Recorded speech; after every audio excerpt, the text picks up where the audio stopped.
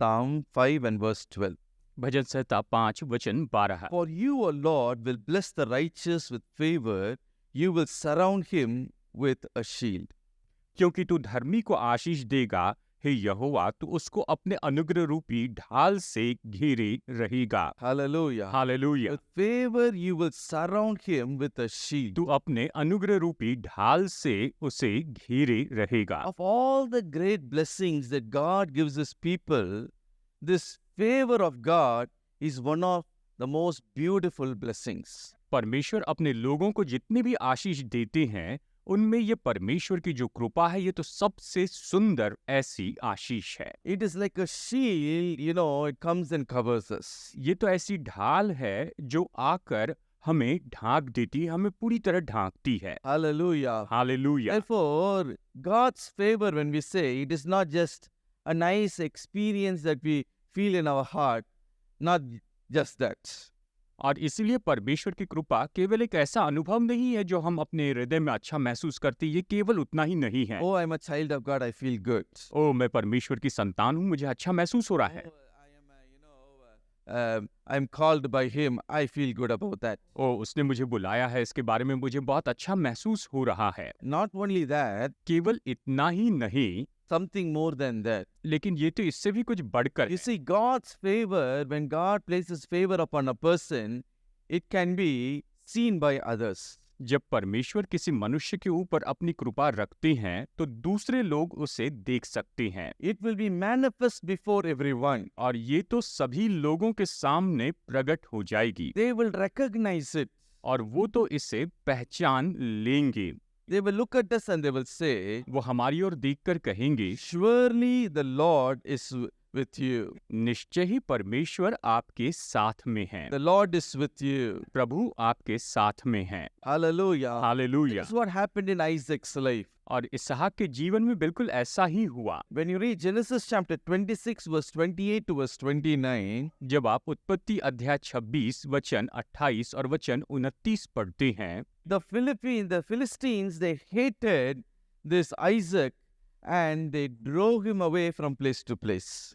पलिश्ती लोग तो इसहाक से नफरत किया करते थे और वो उसे जगह जगह से निकाल दिया करते थे। Wherever Isaac went, जहाँ कहीं भी इसहाक गया, in that place he prospered. उस जगह पर वो संपन्न हुआ। So the enemies looked at Isaac and they said, तो फिर शत्रु ने इसहाक को देखा और कहा, we have certainly seen the Lord is with you. हमने तो प्रत्यक्ष देखा है कि यहोवा तेरे साथ रहता है। They greeted him and said, उन्होंने उसे अभिवादन करके कहा you are blessed of the Lord. कि तू तो यहोवा की ओर से धन्य है। Hallelujah. Hallelujah. How did that, greeting came to Isaac? देखिए, ये अभिवादन इसहाक के पास कैसे आया? It is because God covered Isaac with his favor as a shield, which the unbelievers, the enemies could see that. क्योंकि परमेश्वर ने इसहाक पर कृपा की और उसने अपनी कृपा की इस ढाल से उसे ढांक कर रखा, और जो अविश्वासी लोग थे वो इस बात को देख पाए। Hallelujah. Hallelujah. And even in your life, God will place his favor as a shield and others will see that. मैं विश्वास करता हूँ कि परमेश्वर आपके जीवन में अपनी कृपा को ढाल के जैसे रखेंगे और दूसरे लोग उसे देख पाएंगे। So what is this favor? तो फिर ये कृपा क्या है What is the meaning of that? और इसका क्या अर्थ है? Favor means is an act of kindness shown upon a person. कृपा का अर्थ है कि किसी व्यक्ति के ऊपर दया का काम दिखाया गया। This, kindness can come as an approval, it can come as a support, it can come as affection towards you. और ये जो कृपा है, ये तो किसी तरह से सहमति के द्वारा या सहायता के द्वारा या आपकी मदद के द्वारा इस तरह से प्रकट की जाती है। Hallelujah. It hallelujah. can come as a angigaram in your life, it can come as a adarav, it can be a pasam. This can come into your ये life. आपके जीवन में आ सकती है। Hallelujah. Hallelujah. My dear brothers and sisters, मेरे प्यारे भाइयों और so बहनों, when God's favor comes upon तो you, जब परमेश्वर की कृपा आप पर आती है, God's approval comes in your life. परमेश्वर की सहमति आपके जीवन पर आती है, His support comes in your life. उसकी सहायता आपके जीवन में आती है, His affection comes towards you. उसकी करुणा आप पर आती है। Hallelujah. Hallelujah. The shield, God covers you with His favor. एक ढाल के जैसे परमेश्वर आपको अपनी कृपा से ढांक कर रखते हैं। Now, when another question may arise, तो शायद अब एक और सवाल उठे, what is the difference between grace and favor of God? तो फिर अनुग्रह और परमेश्वर की कृपा के बीच में फर्क क्या है? Both of these seems to be similar, sometimes interchangeably used. कई बार ये तो इतने एक जैसे दिखाई देते हैं कि एक दूसरे की जगह पर भी इसका हम उपयोग कर सकते हैं, But there is a distinctive difference. लेकिन निश्चय ही इसमें बड़ा फर्क है। What is grace?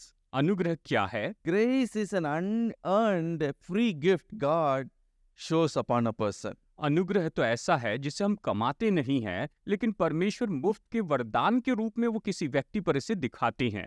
And what is favor then? अब देखिए फिर ये कृपा क्या है? Favor is something that can be earned from God. देखिए कृपा ऐसी है जिसे हम परमेश्वर की ओर से कमा सकते हैं। Hallelujah. In hallelujah. other words, we can say दूसरे शब्दों में हम कह सकते हैं, grace is unconditional, अनुग्रह तो बिना शर्त का होता है, but favor can be conditional. लेकिन जो कृपा है ये शर्त के साथ में हो सकती है।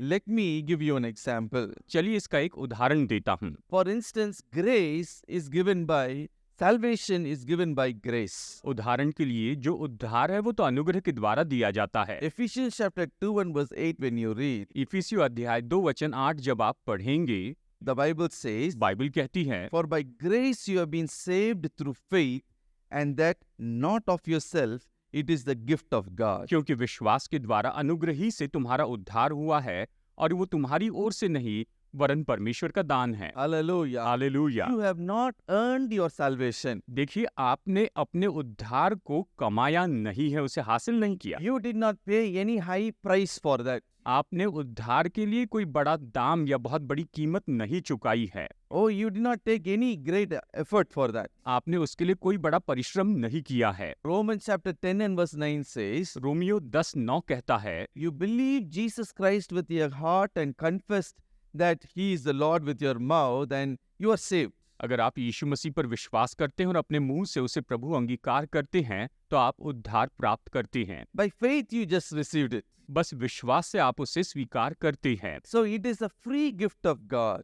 तो ये परमेश्वर की ओर से मुफ्त का वरदान है। Romans chapter 6 and verse 23 says, Romeo अध्याय 6 वचन 23 ये कहता है, For the wages of sin is death, but the gift of God is eternal life in Christ Jesus our Lord. क्योंकि पाप की मजदूरी तो मृत्यु है, परंतु परमेश्वर का वरदान हमारे प्रभु यीशु मसीह में अनंत जीवन है। इस तरह ये कहता है। Hallelujah. It hallelujah. is a gift of grace, graciously given to us. ये तो अनुग्रह का वरदान है और बड़े अनुग्रह से परमेश्वर ने यह हमें दिया है। It is given as a free gift to you. ये तो आपको एक मुफ्त के वरदान के रूप में दिया गया है। So salvation is by grace. Grace is unconditionally free gift that God gives to an unworthy person. तो उद्धार जो है वो तो अनुग्रह के द्वारा दिया गया है और परमेश्वर बिना किसी शर्त से बड़े अनुग्रहकारी होकर किसी को उद्धार देते हैं। Hallelujah. Hallelujah. What then is the favor of God? तो फिर परमेश्वर की कृपा क्या होती है? Favor is something that you have to earn from the Lord. कृपा तो ऐसी है जिसे आपको परमेश्वर की ओर से यानी प्रभु की ओर से आपको कृपा कमानी पड़ती है।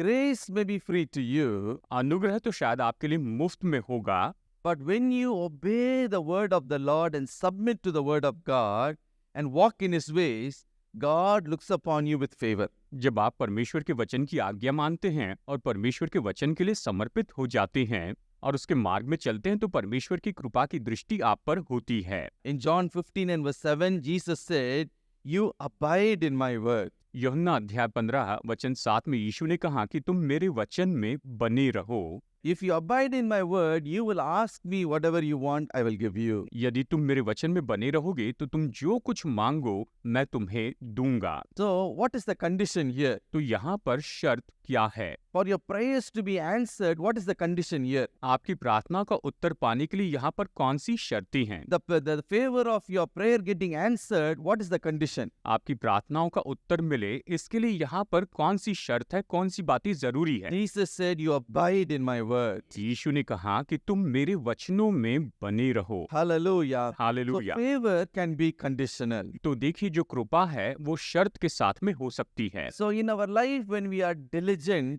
to follow His word, walk as Jesus wants us to work, when we fulfill His expectation, God looks upon us with favor. अगर हम अपने जीवन में ईमानदार हैं कि उसके वचन की आज्ञा माने, कि उसके वचन का अंगीकार करें और जैसे यीशु चाहते हैं वैसे चलते जाएं, जब हम उसकी अपेक्षा पूरी करते हैं तो परमेश्वर हम पर कृपा से देखते हैं। Hallelujah. Today hallelujah. we are going to meditate आज हम मनन करेंगे how we can receive the blessing of God's favor. कि हम कैसे परमेश्वर की कृपा की आशीष प्राप्त कर सकते हैं What we should do for that. और उसके लिए हमें क्या करना चाहिए। 3 things I want to place before you. 3 बातें मैं आपके सामने रखना चाहता हूँ। Firstly, when we have a committed life, the Lord will honor us with the favor of honor. सबसे पहली बात, जब हम अपना समर्पित जीवन रखेंगे तो परमेश्वर कृपा करके हमारा आदर करेंगे। Secondly, दूसरी बात, when we dedicate our life, the favor of deliverance and victory comes in our life. जब हम अपना जीवन समर्पण करते हैं तो निश्चय ही तो फिर छुटकारा और विजय की कृपा हमारे जीवन में आती है। Third, तीसरी बात, when we are generous, when we live a generous life, जब हम उदार होते हैं और उदारता का जीवन जीते हैं the favor of God's wealth and riches comes upon our life. तो परमेश्वर के धन और उसकी संपत्ति की जो कृपा है वो हमारे जीवन के ऊपर में आती है। Even today, God wants to surround you with His favor as a shield. और आज भी परमेश्वर आपको अपनी कृपा के ढाल से घेरे रखना चाहते हैं। How to receive it? इसे कैसे प्राप्त करें? Firstly, it is committed life. सबसे पहले ये तो समर्पित जीवन होता है। What favor it will bring in your life? तो ये आपके जीवन में कौन सी कृपा लाएगा? The honor of the Lord. ये तो परमेश्वर का आदर लेकर आएगा। Turn with me to Ruth chapter 2 and verse 13. मेरे साथ में देखिए रूत अध्याय 2 वचन 13। Then she said, Let me find favor in the sight of my Lord, for you have comforted me and have spoken kindly to your maidservant, though I am not like one of your maidservants. उसने कहा, हे मेरे प्रभु, तेरे अनुग्रह की दृष्टि मुझ पर बनी रहे, क्योंकि यद्यपि मैं तेरी दासियों में से किसी के भी बराबर नहीं हूँ, तो भी तूने अपनी दासी के मन में बैठने वाली बातें कहकर मुझे शांति दी है। Hallelujah. Hallelujah. Ruth looked at Boaz and said, यहाँ पर रूत बोआस को देखकर कहती है, Let me find favor in your sight. तेरे अनुग्रह यानी तेरी कृपा की दृष्टि मुझ पर बनी रहे। Hallelujah. Hallelujah. If you look at Ruth's life, you will find God's favor of honor surrounding her as a shield. अगर आप रूत के जीवन को देखेंगे तो आप पाएंगे कि परमेश्वर की कृपा की जो ढाल है वो उसे घेरे रही और उसने उसे सम्मान दिया। We all are well familiar with the life story of Ruth in the Bible. Bible में रूत की जो कहानी है उससे हम बहुत ही अच्छी तरह परिचित हैं। Who is this Ruth? ये रूत कौन है? She was the daughter-in-law of a Jewish woman called Naomi. ये तो नौमी नाम की एक यहूदी स्त्री की बहू थी। This Naomi was the Jewish woman from Bethlehem, but she settled in Moab for, livelihood. ये जो नौमी थी वो तो यहूदा के बेतलहम की रहने वाली थी, लेकिन वो यहाँ पर मुआब में आकर बस गई थी अपनी जीविका कमाने के लिए। After 10 years, she's returning back to her native place, Bethlehem. और फिर 10 साल के बाद वो अपने स्थानिक जगह बेतलहम की ओर वापस गई थी। It is because her life had become very bitter for her. क्योंकि उसका जीवन तो वहाँ पर बहुत ही कड़वा हो चुका था, कड़वा हो गया था। Had lost her husband, lost her 2 sons. वो तो अपने पति को खो चुकी थी और अपने 2 बेटे भी खो चुकी थी। And she came to know that she cannot inherit her husband's property. और फिर उसे ये भी पता चला कि अब वो अपने पति की जो संपत्ति है उसे विरासत के रूप में नहीं पा सकती है, वो उसे नहीं ले सकती है। So she said, let me go back to Bethlehem. तो फिर उसने कहा कि चलो मैं बेतलहम वापस जाती हूँ। Now, the one who were with her was 2 young widows. They are her daughter-in-laws. और उसके साथ में 2 जवान विधवाएं थी जो कि उसकी बहुएं थी। They are Oprah and Ruth. और वो थी ओपरा और Ruth. Oprah, one of the daughter-in-law of Naomi, she left and she went her way.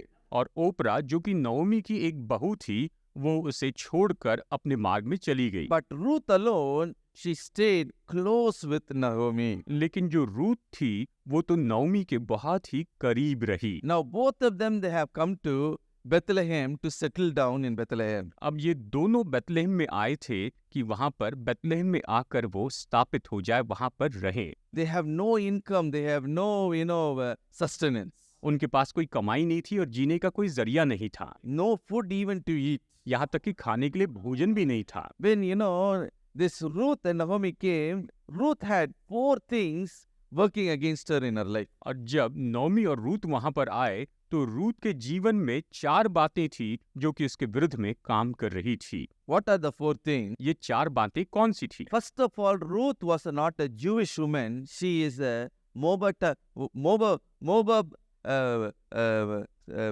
woman. देखिए, सबसे पहले रूत जो थी वो तो कोई यहूदी स्त्री नहीं थी, वो तो एक मुआबिन स्त्री थी। And therefore, the Jewish people will not accept her. और इसीलिए यहूदी लोग तो उसे स्वीकार करने वाले नहीं थे, वो उसे स्वीकार नहीं करने वाले थे। Secondly, दूसरी बात, because she is a Moabite woman, the curse of the law of Moses was upon her. क्योंकि वो तो एक मुआबिन स्त्री थी, इसलिए मूसा की व्यवस्था का जो श्राप था वो तो उस पर जरूर था, Curse was upon her life. यानी उसके जीवन के ऊपर में श्राप था। Third, तीसरी बात, because she was a widow, she had no financial, assistance in her life. क्योंकि वो एक विधवा थी, इसीलिए उसके जीवन में आर्थिक रीति से कोई मदद नहीं थी। So in short, we can say संक्षिप्त में हम कह सकते हैं she had no hope, she had no future, she had no sustenance. उसके पास न तो आशा थी, न तो भविष्य था, न जरिया था जीने के लिए। In spite of all of these disadvantages, इन सारी मुश्किलों और रुकावटों के बावजूद भी yet she took a right decision in her life that would completely change her life. फिर भी उसने एक ऐसा सही निर्णय लिया जिसने उसके पूरे जीवन को ही बदल दिया था। She was able to receive the favor of God's honor. वो तो परमेश्वर के आदर की कृपा प्राप्त कर पाई थी। How she was able to receive it? वो इसे कैसे प्राप्त कर पाई थी? In Ruth chapter 1 and verse 16, this Ruth looked at Naomi and said, Ruth अध्याय 1 वचन 16 में रूत ने नौमी की ओर देखकर कहा, Your people shall be my people and your God shall be my God. तेरे लोग मेरे लोग होंगे और तेरा परमेश्वर मेरा परमेश्वर होगा। Hallelujah. In hallelujah. other words, she's telling, let this God of Israel be my God and I will love God's people. दूसरे शब्दों में वो कह रही थी कि इस्राएल का परमेश्वर मेरा परमेश्वर हो जाए और मैं परमेश्वर के लोगों से प्रेम रखूंगी। She was, steadfastly with Naomi. वो तो बहुत ही दृढ़ता के साथ में नौमी के साथ थी। Hallelujah. So hallelujah. therefore, in Ruth's life, so many things were wrong. और इसलिए देखिए, रूत के जीवन में तो बहुत सी बातें गलत तो थी। Lost her husband in a young age. वो कम उम्र में अपने पति को खो बैठी थी No children for her. और उसे कोई संतान नहीं थी। No job for her. No sustenance for her. उसके लिए कोई नौकरी नहीं थी, जीने का कोई जरिया नहीं था। But yet this one right decision brought the favor of God's honor in her life. लेकिन इस एक सही निर्णय ने परमेश्वर की कृपा का आदर उसके जीवन पर लाया। Hallelujah. Hallelujah. God gave favor for her in the eyes of a wealthy Jewish man called as Boaz. Boaz नाम के एक धनी यहूदी व्यक्ति के द्वारा परमेश्वर ने रूत के जीवन में बड़ी कृपा की। Step by step, God gave favor after favor in Ruth's life. कदम ब कदम परमेश्वर ने रूत के जीवन में कृपा के ऊपर कृपा दी। What is the first step of favor? कृपा का जो पहला कदम था वो कौन सा था? Ruth chapter 2 and verse 16 when you read, Ruth अध्याय 2 वचन 16 जब आप पढ़ते हैं, Boaz deliberately left, barley to be, to fall in the field for her to glean. Boaz तो जानबूझकर वहां पर अनाज खेत में ऐसे ही गिरने देता था ताकि रूत आकर उसे बीन सके। And how much it was? और वो सच में कितना था? She gleaned 1 ephah, the Bible says. Bible कहती है कि उसने 1 एपा भर जौ बीन लिया। So, ஒரு மரக்கால். Hallelujah. So to that extent, she was able to glean from the field. यानी देखिए, वो ज्यादा मात्रा में थी, उस खेत से इतना वो कुछ बीन पाई। It was enough to sustain herself and her, mother-in-law. और ये तो पर्याप्त था कि वो उसे खा सके और साथ साथ में उसकी सास भी उसे खा सके। That level of favor she received from Boaz. यानी इस स्तर की कृपा जो है उसने बोआज से उस समय प्राप्त की थी।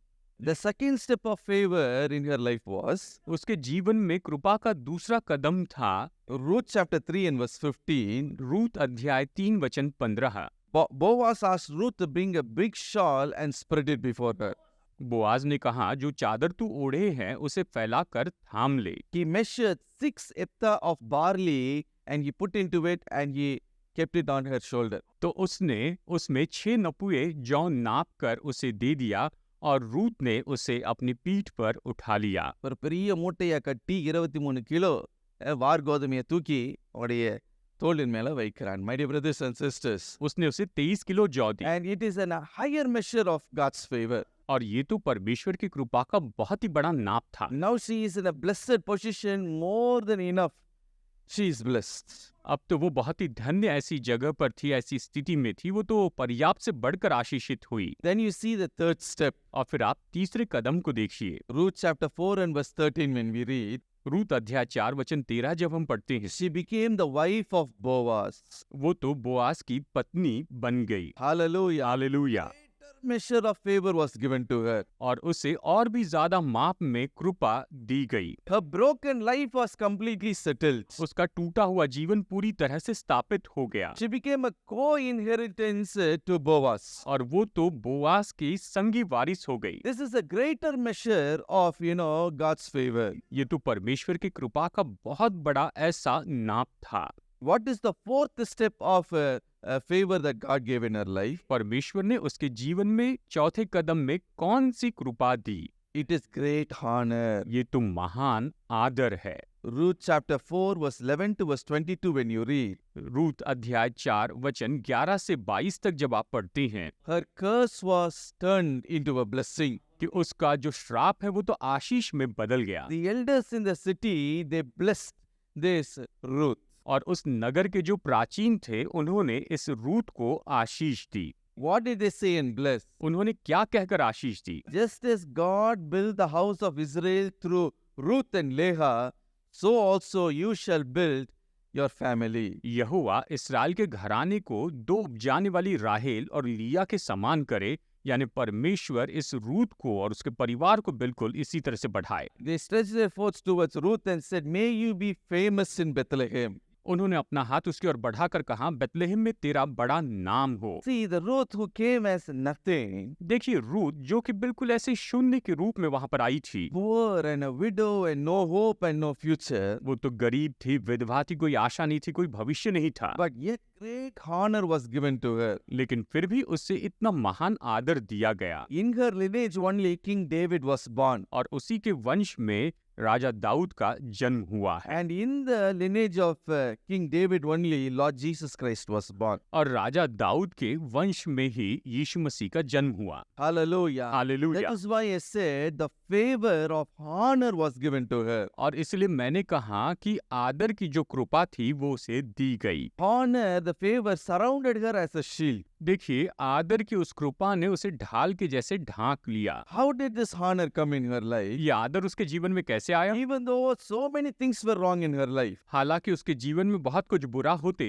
जा रहा था, yet she took a right decision. लेकिन फिर भी उसने सही निर्णय लिया That is, this God of Israel, let him be my God. कि ये जो इस्राएल का परमेश्वर है वो मेरा परमेश्वर हो जाए। His people are my people. उसके लोग तो मेरे लोग हैं। That love for God brought so much honor in her life. परमेश्वर के लिए उसका ये जो प्रेम था उसने उसके जीवन में बहुत सा आदर लाया। In other words, she committed her life to the Lord. दूसरे शब्दों में उसने अपना जीवन परमेश्वर को समर्पित कर दिया था। Today in your life, like Ruth, so many things may be wrong and so many things may be bitter.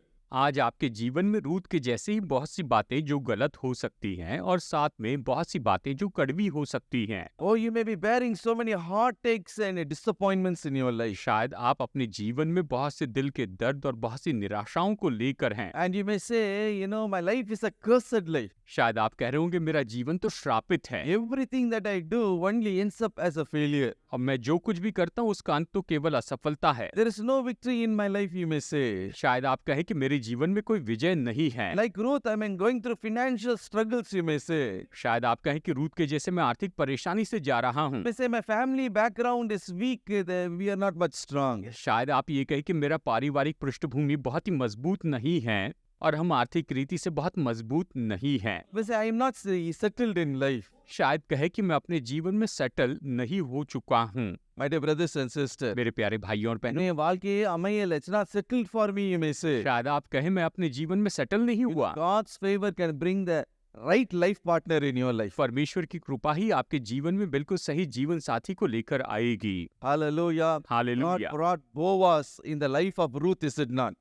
देखिए, परमेश्वर ने रूत के जीवन में बोआस को लाया था ना। Will he not bring a Boaz for you? क्या वो आपके लिए बोआस को नहीं लाएगा? Will he not bring a Ruth for you? क्या वो आपके लिए रूत नहीं लाएगा? Hallelujah. Hallelujah. Today just look at the Lord and say, आज बस प्रभु की ओर देखकर कहिए, Lord, you are my God. प्रभु आप ही मेरे परमेश्वर हैं। I commit my life to you. मैं अपना जीवन आपको समर्पित करता हूँ। Your people are my people. आपके लोग मेरे लोग हैं। Even today, the heavenly Boaz, a Redeemer, will look upon you with favor. आज स्वर्गीय बोआज हमें छुड़ाने वाला आप पर कृपा दृष्टि करेगा। உங்களை கண்ணோக்கி பார்த்தருளுவார். आंसू पोछे, தயவோடு கண்ணோக்கி பா. आपके आंसू पोछेंगे।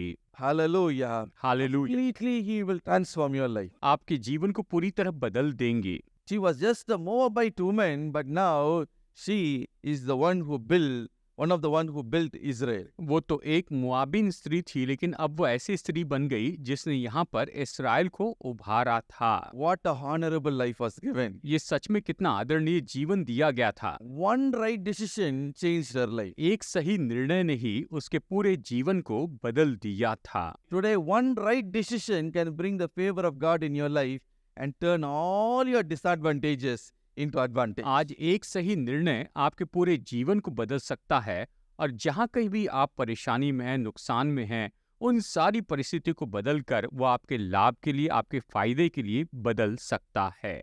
Hallelujah. हालेलुया। எல்லாம் குறைபாடுகளை ஆண்டவர் மாற்றி விடுவார். परमेश्वर पूरी तरह बदल देंगे। நிறைவாய் மாற்ற ஆண்டவர் வல்லமை உள்ளவர். Hallelujah. हालेलुया। Secondly, दूसरी बात, we see dedicated life. हम समर्पित जीवन को देखते हैं। And what favor did it bring? और देखिए इसने कौन सी कृपा वहां पर लाई थी। It brought the favor of deliverance and victory. इसने छुटकारे और विजय की कृपा लाई थी। Esther chapter 5 and verse 2. Esther अध्याय 5 वचन 2 में हम देखते हैं, So it was when King saw Queen Esther standing in the court that she found favor in his sight, and that the king held out to Esther his golden scepter that was in his hand, and Esther went near and touched the top of the scepter. और जब राजा ने एस्तर रानी को आंगन में खड़ी हुई देखा, तो उसने प्रसन्न होकर सोने का राजदंड जो उसके हाथ में था उसकी ओर बढ़ाया। तब एस्तर ने निकट जाकर राजदंड की नोक छुई। यहाँ पर इस तरह से वचन बताता है कि राजा रानी एस्तर को देखकर बहुत ही प्रसन्न हुआ था। Hallelujah. Hallelujah. Here the verse that we read is concerning Queen Esther. अब यहाँ जो वचन हमने पढ़ा है, ये तो रानी एस्तर के संबंध में दिया गया वचन है। God surrounded her with the favor of deliverance and victory. परमेश्वर ने उसे छुटकारे और विजय की कृपा के साथ में घेरा हुआ था। Times in the book of Esther you will find the word she found favor, she found favor, she found favor. आप एस्तर की किताब में बार बार देख सकते हैं कि उसने कृपा पाई, उसने कृपा पाई, उसने कृपा पाई है। How did she receive that favor in her life? उसने अपने जीवन में इस कृपा को कैसे पाया था? It is because selflessly she dedicated herself to God's purposes. ये इसीलिए क्योंकि उसने निस्वार्थ रीति से अपने आप को परमेश्वर के उद्देश्य के लिए सौंप दिया था। She submitted herself to God's people. उसने खुद को परमेश्वर के लोगों के लिए समर्पित किया। This life of Esther is also well familiar to us. Esther के जीवन से हम तो परिचित हैं। When you read Esther chapter 3, जब आप एस्तर अध्याय 3 पढ़ते हैं, King Ahasuerus, the king of Persia, was reigning in those days. श्रेष्ठ राजा जो कि फारस का राजा था, वो उस समय उन दिनों में राज्य किया करता था। And Jewish people were as captives in Persia. और फारस में वहां पर यहूदी लोग तो गुलाम के रूप में जीवन जी रहे थे। And this King Ahasuerus had a powerful minister by the name of Aman. और ये जो श्रेष्ठ राजा था उसका एक सामर्थी मंत्री था जिसका नाम था Haman. And who is this Aman? ये हामान कौन था? The Bible says बाइबल कहती है he is a Agathite. कि ये तो एक अगागी व्यक्ति था। So that means he is a direct descendant of a powerful Amalekite king. यानी ये तो निश्चय ही बहुत ही सामर्थी अमालेकी राजा के वंश से आया हुआ ऐसा व्यक्ति था। Who is this King Agag? ये अगागी राजा कौन था? He is a powerful Amalekite king. ये तो बहुत ही सामर्थी ऐसा अमालेकी राजा हुआ करता था। We know from the scriptures that between the Israelites and Amalekites there was a rivalry. हम वचनों से ये देखते हैं कि इस्राएलियों के बीच में और अमालेकियों के बीच में हमेशा बैर था, युद्ध होता था। ஒரு பகை. उनके बीच में दुश्मनी थी। Deuteronomy chapter 25 verse 17 to verse 19. व्यवस्था विवरण अध्याय 25 वचन 17 से 19 तक। Exodus chapter 17 verse 8 to verse 16 when you read. निर्गमन अध्याय 17 वचन 8 से वचन 16 तक जब आप पढ़ेंगे तो पाएंगे The Amalekites and the Israelites from generation to generation they were as enemies. अमालेकी और इस्राएली जो लोग थे वो तो पीढ़ियों से एक दूसरे के शत्रु थे। When you read 1 Samuel chapter 15 verse 32 to verse 33, जब आप पहला शमूएल अध्याय 15 वचन 32 और वचन 33 पढ़ेंगे, this prophet Samuel, he killed a very cruel Amalekite king called as Agag. शमूएल ने अमालेकी का जो सबसे क्रूर राजा था जिसका नाम अगाग था, उसकी हत्या की, उसे मार दिया। The reason is he was a very cruel king. कारण तो यही था कि वो राजा आगाग तो बहुत ही क्रूर राजा था। Very wicked king, a wicked Amalekite king. वो तो एक बहुत ही दुष्ट ऐसा अमालेकी राजा था। ரொம்ப கொடூரமான ஒரு ராஜா. वो तो बहुत ही क्रूर राजा था। And therefore Samuel he killed him. और इसीलिए शमूएल ने उसकी हत्या कर दी। And in the descendant of Agag only this Aman is born. और देखिए अगाग के वंश से ही ये जो हामान था इसका जन्म हुआ था। So this Haman is a Amalekite. That is the thing we should know. हमें ये जानना चाहिए कि ये जो हामान था ये तो अमालेकी वंश का था। And in the kingdom of Persia he is in a very high position. और फारस के राज्य में वो तो बहुत ही ऊंचे पद पर विराजमान था, बहुत ही ऊंचे पद पर था। Esther chapter 3 verse 2 to verse 15 when you read. Esther अध्याय 3 वचन 2 से 15 तक जब आप पढ़ते हैं तो ये पाएंगे King Ahasuerus has given an order to all his servants. श्रेष्ठ राजा ने अपने सभी दासों को, अपने सभी सेवकों को ये आज्ञा दी थी When Haman would come, everyone should bow before him and pay homage. कि जब हामान आएगा तो सब उसके सामने झुक जाएंगे, उसे दंडवत करेंगे, इस तरह से उसका वो आदर करेंगे। So everyone should bow before him. और इसीलिए सभी को उसके सामने झुकना पड़ता था। Everyone bowed before this Haman the Amalekite, सभी लोग इस अमालेकी हामान के सामने झुक जाते थे, except one man called as Mordecai. He was a Jew. बस एक मनुष्य नहीं झुकता था जिसका नाम था मुर्देकई, और ये मुर्देकई तो एक यहूदी मनुष्य था। And when Haman, when he asked who is this Mordecai, और जब हामान ने ये पूछा कि ये जो मुर्देकई है ये कौन है, Mordecai was a watchman sitting at the gates, king's palace gates. मुर्देकई तो पहरुआ था और वो राजा के महल के फाटक पर पहरा देता था। Haman is asking, who is this Mordecai? Haman पूछता है कि ये मुर्देकई कौन है, Why is he not paying homage to me?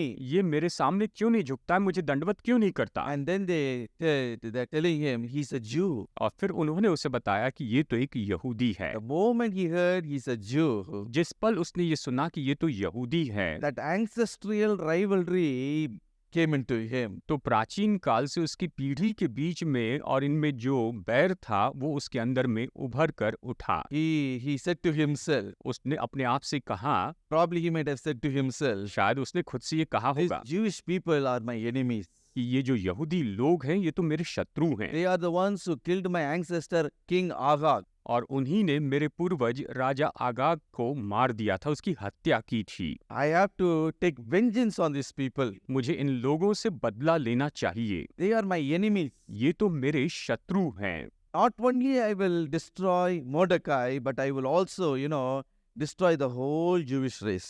मैं केवल मुर्दकी को ही नाश नहीं करूंगा, लेकिन मैं पूरे यहूदी वंश को ही नाश कर दूंगा। So he plotted a big genocide against God's people. तो उसने परमेश्वर के लोगों के विरुद्ध में बहुत बड़ी योजना बना ली। A genocide. ஒரு இன அழிப்பு. यानी उसने बड़ी धूर्तता से एक योजना बना ली। He wanted to destroy all the Jews. वो तो सभी यहूदियों को नाश कर देना चाहता था। So he comes with a plot and he goes to the king. He uses his influence, uses his power, and he hatches a plot. तो वो योजना बनाता है, राजा के पास जाता है, अपने प्रभाव को, अपनी सामर्थ का वो उपयोग करता है और अपनी वहां पर युक्ति वो कर लेता है। And Mordecai, when he heard about it, he comes and informs this to Esther. और जब मुर्दकी इसके बारे में सुनता है तो वो आकर रानी एस्तेर को इसके बारे में पूरी जानकारी देता है। Mordecai is, the uncle of Esther. मुर्दकी तो एस्तेर का चाचा था And Esther is now, by God's favor, is in a very high position than Haman. और देखा जाए तो परमेश्वर की कृपा से एस्तेर तो इस समय हामान से भी बहुत ऊंची स्थिति पर थी, बहुत अच्छी जगह पर थी। She is the queen of Persia. वो तो फारस राजा की रानी थी। So Mordecai goes and informs him, तो मुर्दकी जाकर उसे ये जानकारी देता है, Haman the minister is planning a big, genocide against the Jewish people. Haman जो कि मंत्री है वो तो यहूदी लोगों के विरुद्ध में बहुत बड़ी युक्ति कर रहा है, वो सबको मार देना चाहता है। Esther, you have to intervene for your people, Esther तुम्हें अपने लोगों के लिए हस्तक्षेप करना ही होगा, or your people will be massacred. नहीं तो फिर तेरे सभी लोगों की हत्या कर दी जाएगी Their houses will be burned. और उनके घर तो जला दिए जाएंगे Their children and their, everyone will be killed. और उनके जो बच्चे हैं और उनके सभी लोग मार दिए जाएंगे। So a situation arose, an emergency situation arose, where this Esther has to intervene for her people. तो यहाँ पर ऐसी अकस्मात स्थिति आ गई जहाँ पर एस्तेर को अपने लोगों के लिए वहाँ पर किसी न किसी तरह से हस्तक्षेप तो करना ही था। Just like, in India, emergency situation has arisen. और जैसे कि भारत देश में अकस्मात की परिस्थिति आती है, Oh, God's people are being persecuted. वो परमेश्वर के लोगों को सताया जा रहा है They are getting burned. और वो तो जलाए जा रहे हैं They are being killed. They are being, they're running for their life. और वो तो मार दिए जा रहे हैं, वो अपनी जान बचाकर भाग रहे हैं। Something should be done for them. उनके लिए कुछ न कुछ तो किया जाना ही चाहिए। In the same way, Esther faced a similar situation in those days. उन दिनों में एस्तेर भी बिल्कुल इसी तरह की परिस्थिति का सामना कर रही थी। Oh, the people are going to be destroyed. ओ उसके लोग तो नाश किए जाने वाले थे। So Mordecai comes and says, you have to intervene for these people. तो मुर्दकी आकर उससे कहता है कि तुम्हें इन लोगों के लिए हस्तक्षेप करना होगा। But it is not easy for Esther to intervene like that. लेकिन इस तरह से किसी भी रूप में अपने लोगों के लिए हस्तक्षेप करना तो एस्तेर के लिए बहुत आसान या सहज बात नहीं थी। Because she cannot go to the king and appear just like that. क्योंकि वो राजा के सामने ऐसी किसी भी समय नहीं जा सकती थी, ऐसी वो वहां पर उपस्थित नहीं हो सकती थी। So it may sound very strange for us. ये तो शायद हमारे लिए बहुत ही अजीब सा सुनाई देगा। After all, she is the wife of the king. She can go straight to the king and say, "ஏங்க ரொம்ப கஷ்டப்படுறாங்க, அதை பண்ணுங்க." Can say like that, is it not? आप तो सोचेंगे कि कुछ भी हो, वो तो राजा की पत्नी थी, रानी थी, वो उसके पास जाकर बोल सकती थी, सुनिए जी ये इस तरह से कीजिए। Oh, but in Esther chapter 4 and verse 11 we read, लेकिन एस्तेर अध्याय 4 वचन 11 में हम पढ़ते there हैं, was a very peculiar law in Persia.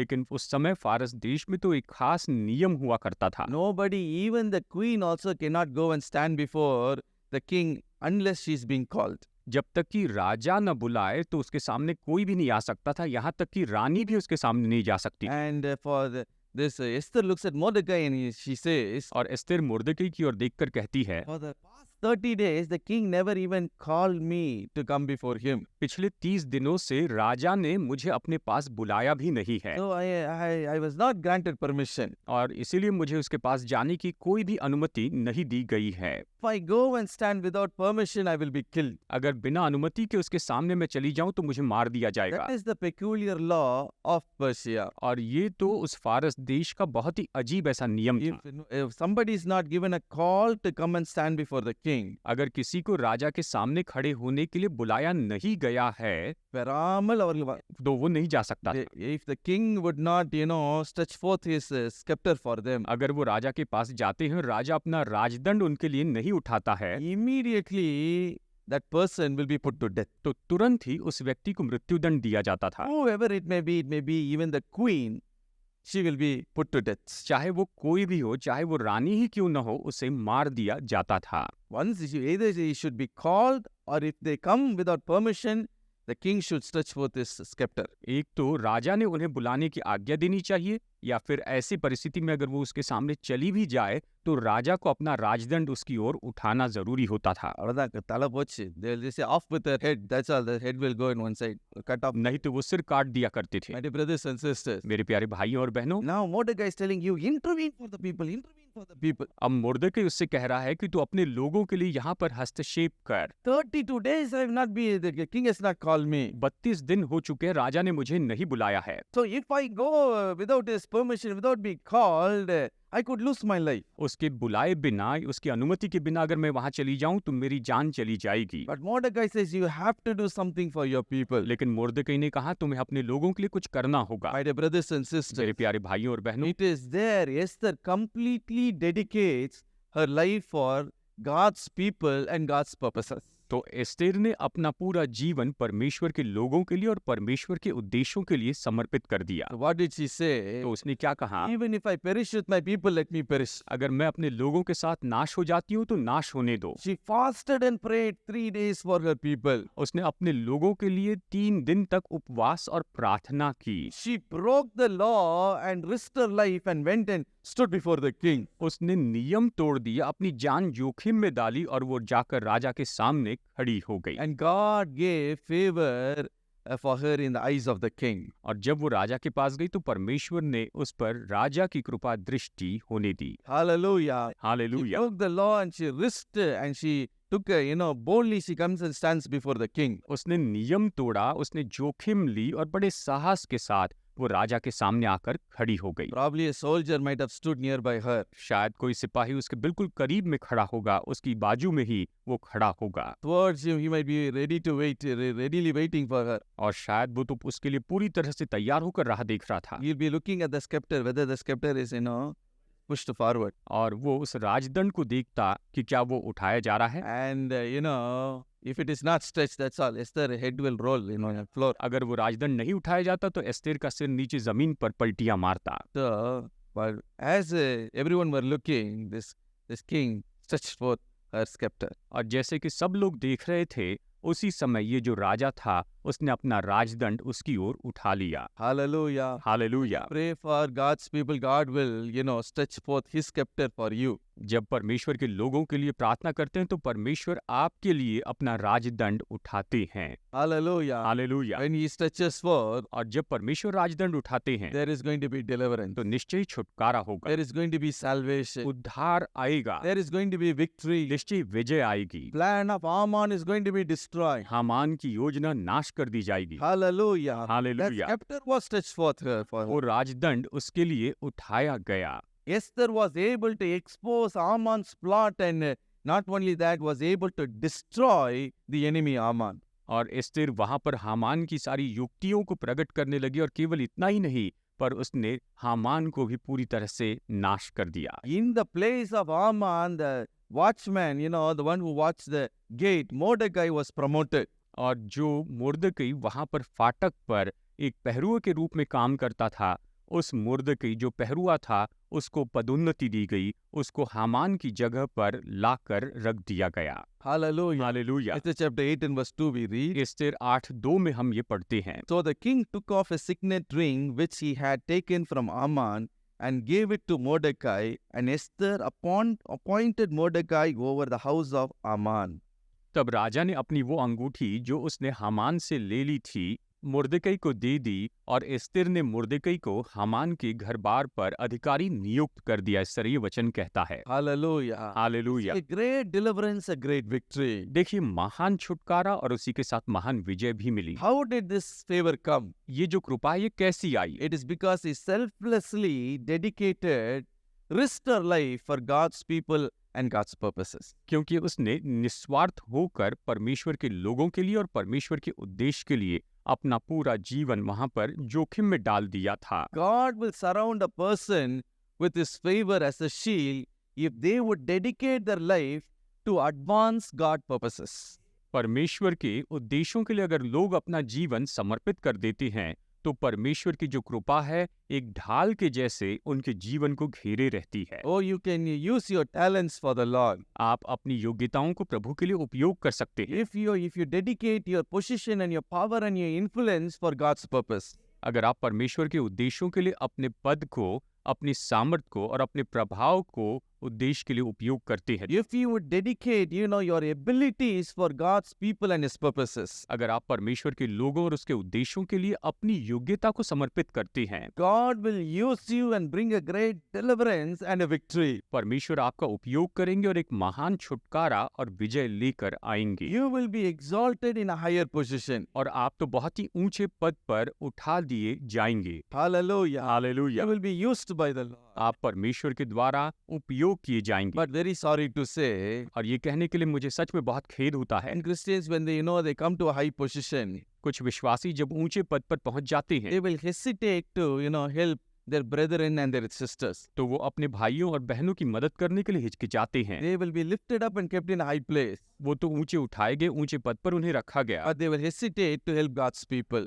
लेकिन वो परमेश्वर के लोगों की मदद करने के लिए हिचकिचाते हैं। Oh, they say, what if my name gets spoiled? वो सोचते हैं अगर मेरा नाम खराब हो गया तो फिर क्या होगा, Or what if I lose my position? अगर मेरा औहदा चला गया तो क्या होगा। Oh, I don't recommend for others, brother. Sorry, they will say like that. वो कहते हैं माफ कीजिए, मैं दूसरों की सिफारिश नहीं करता हूँ। We will go and say, brother, please help for this particular believer. They should get this, they could get that favor. लोग उनसे विनती करते हैं, भाई कृपया आप इस विश्वासी की मदद कीजिए ताकि उन पर ये कृपा हो। विश्वासी what are we saying? विश्वासी कहते Sorry, brother. माफ कीजिए भाई, मैं किसी की सिफारिश नहीं करता हूँ। नहीं नहीं, इस तरह कहते My dear brothers and sisters, मेरे प्यारे भाइयों और बहनों, so what is the use of God placing you in a high position? तो परमेश्वर ने आपको ऊंचे स्थान पर रखा, इसका क्या फायदा है। Just imagine if Esther would have said like that. कल्पना कीजिए अगर एस्तेर खुद इस तरह से कहती तो उस समय वहां पर क्या हो जाता। Oh, if you said, oh, my position, I'm a queen, I'm comfortable here. Why should I risk my life? ओ, मैं तो बड़े ऊंचे पद पर हूँ, मैं तो रानी हूँ, मैं क्यों अपनी जान यहाँ पर इस सारी बातों में जोखिम में डालूं। If she would have said that, she would be cast down from being the queen. अगर वो ऐसा कहती तो निश्चय ही उसे रानी के पद पर से नीचे गिरा दिया जाता। That is why Mordecai warned Esther, and he said, और इसलिए मुर्दके ने चेतावनी देकर उससे in कहा, Esther chapter 4 and verse 14, Esther 4:14 में हम देखते हैं, if you remain completely silent at this time, relief and deliverance will arise for the Jews from another place, but you and your father's house will perish. Yet who knows whether you have come to this kingdom for such a time as this. Esther 4:14 ये कहता है, क्योंकि जो तू इस समय चुप रहे तो और किसी न किसी उपाय से यहूदियों का छुटकारा और उद्धार हो जाएगा, परंतु तू अपने पिता के घराने समेत नाश होगी।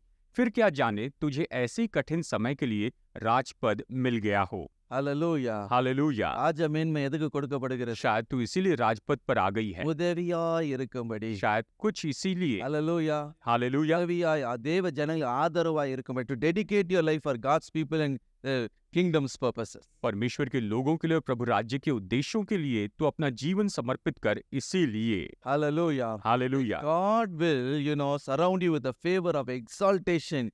He will lift you up in a high place. और निश्चय परमेश्वर आपको ऊंचा उठाएगा। जब आप उसे समर्पण करेंगे तो परमेश्वर आपको ऊंचे पद पर रखेगा। Do you want the favor of promotion in your life? क्या आप अपने जीवन में पदोन्नति की कृपा Do चाहते you हैं? want to sit in high places? क्या आप ऊंचे पद पर बैठना चाहते हैं? Dedicate yourself just like Esther did that day. तो उस दिन एस्तेर ने जैसे किया वैसे ही अपना जीवन समर्पित कर दे। Lord, I will help your people. परमेश्वर, मैं आपके लोगों की मदद करूंगी।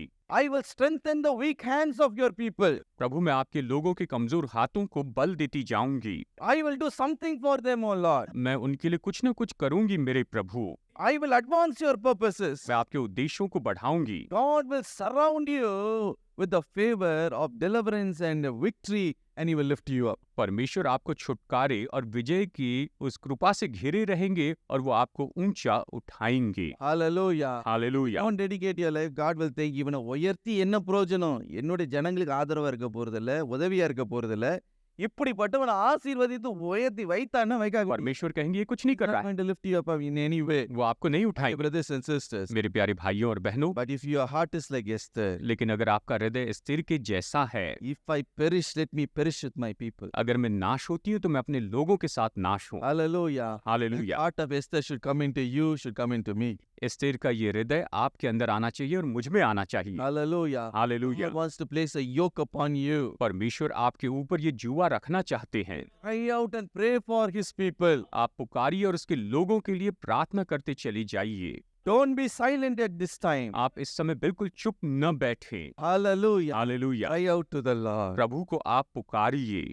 If you would, dedicate your life like Esther, अगर आप अपना जीवन एस्तेर के जैसे समर्पित करेंगे, God says, I will lift you up and I will place you in high position. परमेश्वर कहते हैं कि मैं तुम्हें ऊंचा उठाऊंगा और तुम्हें ऊंचे पदों पर रखूंगा। 1 Samuel chapter 2 and verse 8 says, पहला शमूएल 2:8 कहता है, He raises the poor from the dust and lifts the beggar from the ash heap to set them among the princes. वो कंगाल को धूली में से उठाता और दरिद्र को धूरे में से निकाल खड़ा करता ताकि उनको अधिपतियों के संग बैठाए और महिमायुक्त सिंहासन के अधिकारी बनाए। इस तरह ये कहता है। Hallelujah. हालेलुया। Panvara. क्या आप इस बात को समझ रहे हैं? Surely He will do it for you. निश्चय वो आपके लिए इसे करेंगे। Thirdly, तीसरी बात, generous life when we have, God will surround you with the favor of riches and wealth will be given in your hand. जब आप उदारता का जीवन रखते हैं तो निश्चय परमेश्वर आप पर कृपा करेंगे और वो आपको धन संपत्ति से उमड़ता हुआ ऐसा जीवन देंगे। Hallelujah. Hallelujah. Surround you like a shield. वो आपको ढाल के जैसे इस तरह से घेर कर रखेंगे।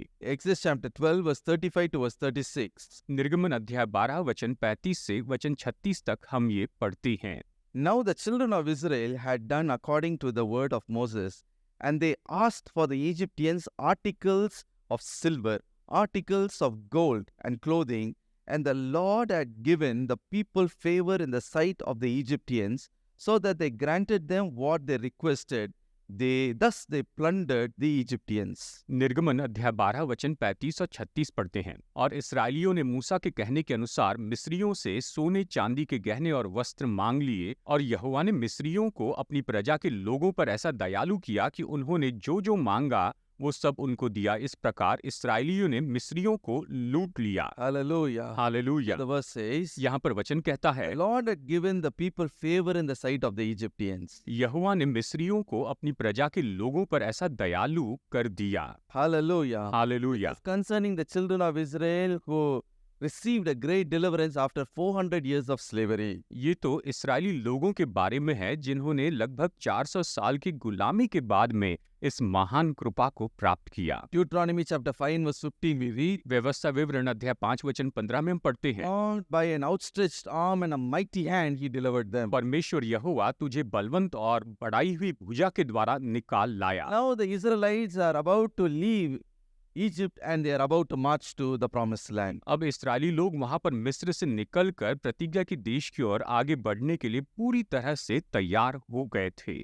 So at the time what did they do? तो फिर उस समय उन्होंने क्या किया? Did they look at the Egyptians and did they ask them, நாங்க போயிட்டு வரோம் டீ போட்டு கொடுங்க? Did they ask like that? क्या उन्होंने मिस्रियों से ये कहा कि मैं जा रहा हूँ इसलिए मेरे लिए एक कप चाय दे दो? No, what did they ask? नहीं, उन्होंने क्या मांगा? They asked for silver, they asked for gold, they asked for precious things. नहीं, उन्होंने चांदी मांगी, उन्होंने सोना मांगा, उन्होंने बहुमूल्य ऐसी वस्तुएं मांगी। God had given favor in the eyes of the Israelites so that, the Egyptians did not refuse. Whatever they asked, they took and they gave it. और परमेश्वर ने इस्राएलियों पर इतनी कृपा की कि जो कुछ भी इसराइलियों ने उन समय मिस्रियों से मांगा था वो सब कुछ मिस्रियों ने उन्हें दे दिया, தரமாட்டேன்னு மறுக்கவே இல்ல. सब कुछ उन्हें दे दिया, Because God had told these Egyptians, क्योंकि परमेश्वर ने इन मिस्रियों से कहा था, whatever my people would ask, give it to them. मेरे लोग तुमसे जो कुछ भी मांगते वो तुम उन्हें दो। 400 years they have served you freely. 400 साल तक उन्होंने मुफ्त में तुम्हारी सेवा की है, Whatever they will ask, you should give. जो कुछ भी वो मांगेंगे तुम्हें देना। So that, favor God had given. वो कृपा परमेश्वर ने उन पर की थी। So the Israelites went to the Egyptians and said, तो इसराइली मिस्रियों के पास जाकर कहने लगे, அட கபர்ட்ல இருக்க தங்கத்தெல்லாம் கொஞ்சம் கொடுங்க. Give all the jewels, give it to me. Cupboard में रखे हुए सारे गहने मुझे दो, Yeah, give the silver to me. ये चांदी मुझे दे दो, Give all this bronze to me. ये सारा पीतल मुझे दे दो। Oh, they began to ask and they just gave it. The Egyptians gave it. उन्होंने ये मांगा और मिस्रियों ने उन्हें दे दिया। Thus they plundered Egypt. इस तरह उन्होंने मिस्र को लूट लिया। My dear brothers and sisters, मेरे प्यारे भाई और बहन, the Egyptians were famished and they were poor and downtrodden. They became wealthy in a moment. इस्राएली लोग जो कि पूरी तरह से दरिद्र थे, बस कुछ ही पल में वो अमीर बन गए, ஏழைகளாக धनी हो गए, பஞ்சத்தில் அடிபட்டவர்களாக இருந்த அந்த सोना पाया। இஸ்ரவேலர்களை ஒரே நிமிஷத்துல ஆண்டவர் பாருங்க செல்வ சீமான்களாக एक मिनट में परमेश्वर ने उन्हें धनी बनाया। செல்வத்தோடு அவர்களுக்கு ஆண்டவர் ஆசீர்வதித்தார். Hallelujah. Hallelujah. Dear brothers and sisters, मेरे प्यारे भाइयों और बहनों, now the question comes, अब सवाल तो ये आता है, why did God give the favor of riches to this Israelites? परमेश्वर ने इसराइलियों पर धनी होने की ये कृपा क्यों की? The reason is God also will have his own plan. कारण तो यह है कि परमेश्वर के पास अपनी योजना है। So what is the तिट्टम? वो योजना क्या है? So that they would give for his ministry. ताकि वो लोग जो है वो उसकी सेवकाई के लिए दे सके, यानी इसराइली लोग परमेश्वर की सेवकाई के लिए दे सके। Hallelujah. Hallelujah. This chapter 25 and verse 8 the Lord said, निर्गमन अध्याय 25 वचन 8 में परमेश्वर ने कहा, I want to dwell among my people. मैं अपने लोगों के मध्य में वास करना चाहता हूँ Let them build a sanctuary for me. और वो मेरे लिए एक तंबू बनाए। And then what did God say to Moses? और फिर परमेश्वर ने मूसा से क्या कहा? In Exodus chapter 25 verse 2 to verse 3. निर्गमन अध्याय 25 वचन 2 से वचन 3 में देखिए, God said to Moses, Speak to the children of Israel that they may bring me an offering from everyone who gives it willingly. With his heart you shall take my offering. And this is the offering which you shall take from them, gold, silver and bronze. यहोवा ने मूसा से कहा, इसराइलियों से ये कहना कि मेरे लिए भेंट लाए, जितने अपनी इच्छा से देना चाहे उन्हीं सबों से मेरी भेंट लेना, और जिन वस्तुओं की भेंट उनसे लेनी है वे ये हैं, अर्थात सोना, चांदी, पीतल, यानी इस तरह से ये सब जो है उसने परमेश्वर ने इसराइलियों से लेने के लिए मांगा। Hallelujah. Hallelujah. God asked, my tabernacle has to be built. परमेश्वर ने कहा कि मेरा जो निवास स्थान है, मेरा तंबू है, उसे बनाना है। People should, come and worship me. लोगों को आकर मेरी आराधना करनी चाहिए। So Moses, you take an offering for me from the people. इसलिए मूसा तू लोगों से मेरे लिए भेंट लेना। So go and ask from the people gold, silver and bronze. तो तुम जाकर लोगों से सोना, चांदी और पीतल मांग लेना। Bible says that the Israelites joyfully they gave gold, silver and bronze. और बाइबल कहती है कि इसराइलियों ने बड़े आनंद से सोना, चांदी और पीतल वहां पर दिया। Now a question comes in our heart. अब हमारे हृदय में ये सवाल उठता है, From where did this famished, poor, downtrodden, slave Israelites get all this gold, silver and bronze?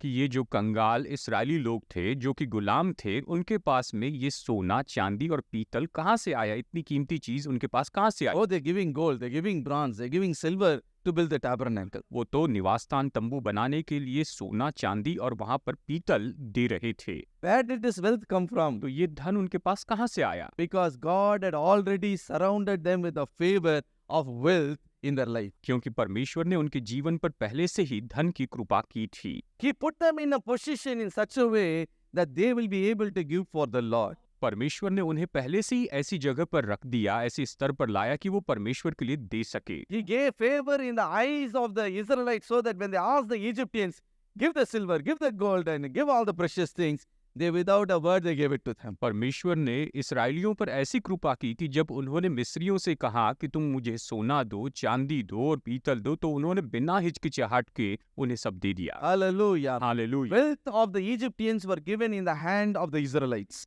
मिस्रियों का जो धन था वो तो इसराइलियों के हाथों में दे दिया गया। The wealth of the unbeliever will be given in your hands if you would generously give for the Lord to build His church, to build His ministry, to do His work. अगर आप परमेश्वर की कलीसिया के लिए, परमेश्वर के काम के लिए बड़ी उदारता से देंगे, उसकी सेवकाई के लिए देंगे, तो परमेश्वर निश्चय ही अविश्वासियों का जो धन है वो आपको देंगे। Hallelujah. He will hallelujah. surround you with riches and wealth. वो तो आपको धन संपत्ति से घेर देंगे। Why should God give you wealth just because don't think I should only selfishly, luxuriously live for myself and when it comes to God, ஒரு 500 ரூபாய் கொடுத்தா போதும். If you think like that, ஆண்டவர் பாப்பார் வாங்கிட்டு அந்த பிடிங்கி வேற எவனாவது கொடுப்போம்.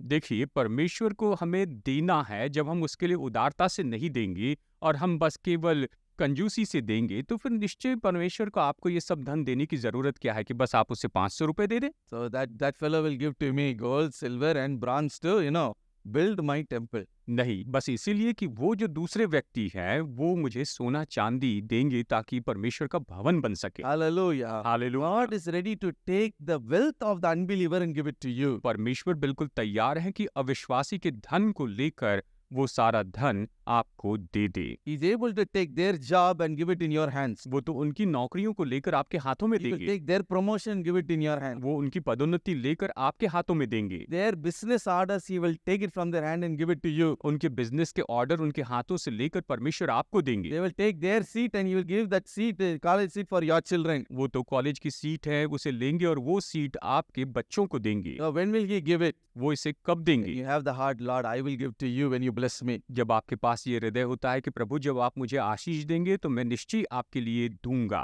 Proverbs chapter 13 and verse 22 says, नीति वचन अध्याय 13 वचन 22 ये कहता है, But the wealth of the sinner is stored up for the right. परंतु पापी की संपत्ति धर्मी के लिए रखी जाती है। ஆஸ்தி எல்லாம் யார்கிட்ட இருக்குது? யார்கிட்ட சேர்த்து வைக்கப்பட்டது? किसके लिए जमा करके रखते हैं? ஆஸ்தி எங்கங்க இருக்கு? किसके लिए जमा करके रखते हैं? பாவிகள் கரத்துல இருக்கு. இருக்கா இல்லையா? அவன் சேர்த்து வச்சு உட்கார்ந்துகிட்டு இருக்கான். உங்க கைக்கு இன்னும் வரல. पापी की संपत्ति கைக்கு எப்போ வரும்? धर्मी के लिए है। When it will come? और ये कब आएगी? When you say, Lord, I will give for you.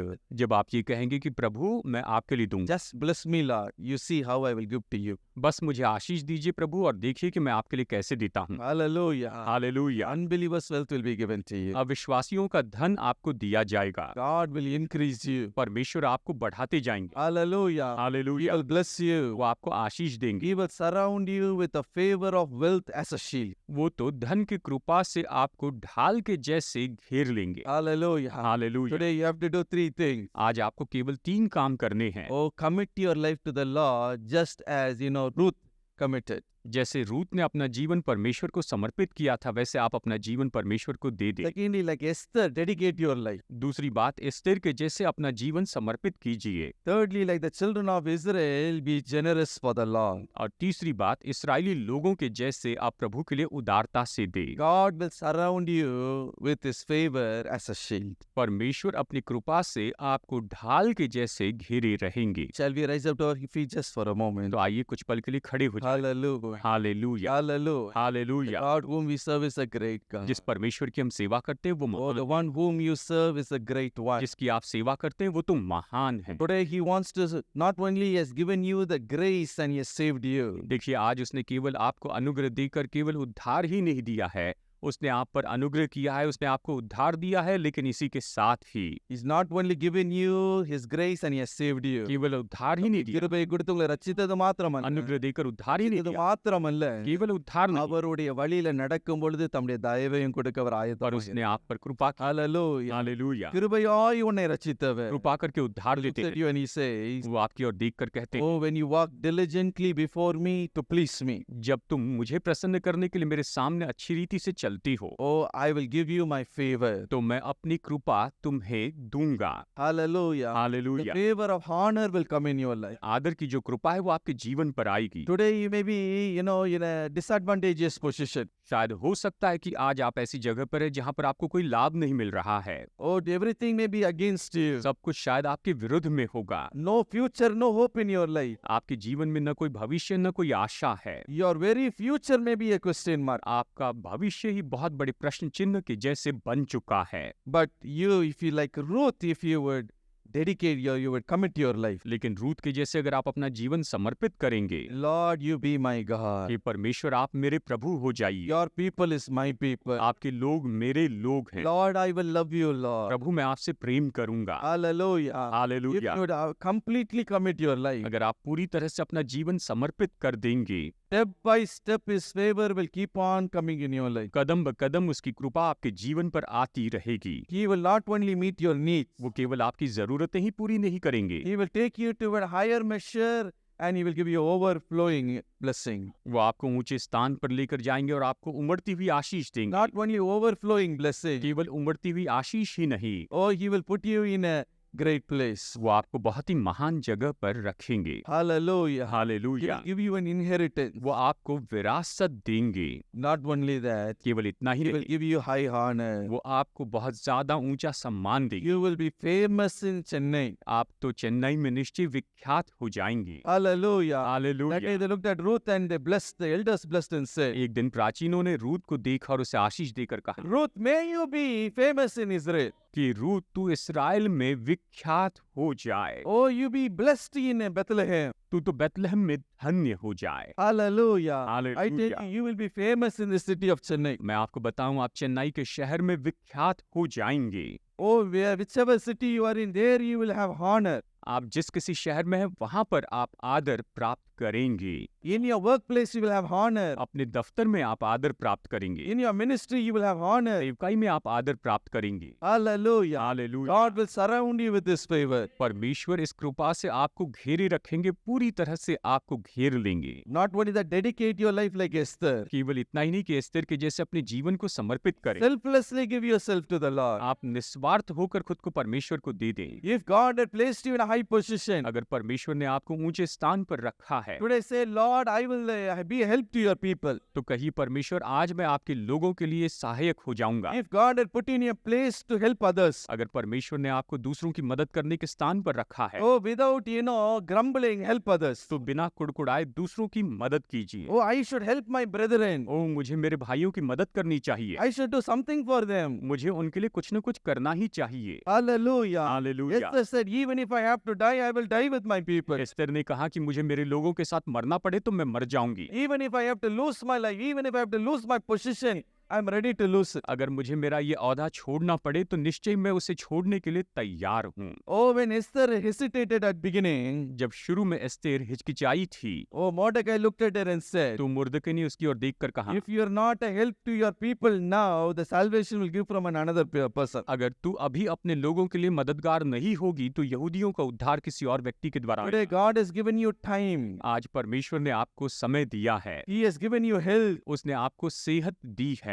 Why not you cry out for your people? क्यों न आप अपने लोगों के लिए पुकारिए? Why not you pray like Esther 3 days, fast and pray for your people? क्यों न आप एस्तेर के जैसे 3 दिन तक उपवास प्रार्थना अपने लोगों के लिए करें? The spirit of Haman has risen Haman की आत्मा तो उठ खड़ी हुई है to destroy God's people. कि परमेश्वर के लोगों को नाश कर दे। Is this the time to be silent? और क्या ये चुप रहने का समय है? Like Esther, you dedicate your life for God's people. Esther के जैसे अपना जीवन प्रभु के लोगों के लिए दे, Dedicate your life for God's purposes. परमेश्वर के उद्देश्य के लिए अपना जीवन समर्पित करें। Through you, deliverance and victory will come. आपके द्वारा छुटकारा और विजय आएगी। God will use you. परमेश्वर आपका उपयोग करेंगे। God wants to use you today. परमेश्वर आज आपका उपयोग करना चाहते हैं। Not only that, केवल इतना ही He नहीं, wants to give you the favor of wealth and riches. वो तो आप पर धन संपत्ति की कृपा करना चाहते हैं। Have a generous heart towards the Lord. आप परमेश्वर के लिए, प्रभु के लिए उदार हृदय रखिए। Lord, I will give silver, I will give gold, I will give bronze. कहिए, परमेश्वर पिता, मैं चांदी दूंगा, सोना दूंगा, मैं पीतल दूंगा। Let your church be extended, let it be built up, O Lord. हे प्रभु, आपकी कलीसिया बढ़ती चली जाए, आपकी कलीसिया उभारी जाए। Let your people worship you, O और Lord. प्रभु, आपके लोग आपकी आराधना करें। Let your people come to you. आपके लोग आपके पास में आए। Hallelujah. Hallelujah. Let them come to you, Lord. ये आपके पास में आए प्रभु जी। For that I will do anything, Master. और उसके लिए मैं सब कुछ करूंगा स्वामी। If you say like that, अगर आप ऐसा कहते हैं the wealth of the unbeliever is in your hand. तो अविश्वासियों का जो धन है वो तो आपके हाथों में है। The riches of Egypt is in your hand. मिस्र का धन तो आपके हाथों में है। Hallelujah. Hallelujah. So that you will be a blessing for his ministry. ताकि आप उसकी सेवकाई के लिए आशीष हो जाए। Today God wants to surround you with this favor. परमेश्वर आज आपको इस कृपा से घेरना चाहते हैं। Say, Lord, surround me with thy favor, O Lord. कहिए, प्रभु मुझे अपनी कृपा से घेर लीजिए। Surround me. मुझे घेर लीजिए। Surround my family. मेरे परिवार को घेर लीजिए। Surround my business. मेरे व्यापार को घेर लीजिए। Surround my children. मेरे बच्चों को घेर लीजिए। Surround my whatever I do, Lord. Cover me with your favor. प्रभु मुझे घेर लीजिए। मैं जो कुछ भी करता हूँ उसमें आप कृपा से मुझे घेर लीजिए। Today the Lord is doing it in your life. आज परमेश्वर आपके जीवन में ये कर रहे हैं। Heavenly Father, bless your people, O Lord. स्वर्गीय पिता, अपने लोगों को आशीष दीजिए। Oh, you surround the righteous with your favor as a shield. प्रभु, आप धर्मी लोगों को अपनी कृपा के ढाल से ढांक लेते हैं। Now cover them with your shield, O Lord. प्रभु, आप अपनी ढाल से इन्हें इस समय घेर लीजिए। Oh, give them the honor. इन्हें आदर दीजिए। Give them the victory. इन्हें विजय दीजिए। Give the favor of riches and wealth. धन संपत्ति की जो कृपा है इन पर कीजिए। Supply all their needs. इनकी सारी जरूरतें पूरी कीजिए। In Jesus' name. यीशु के नाम में। Amen and amen.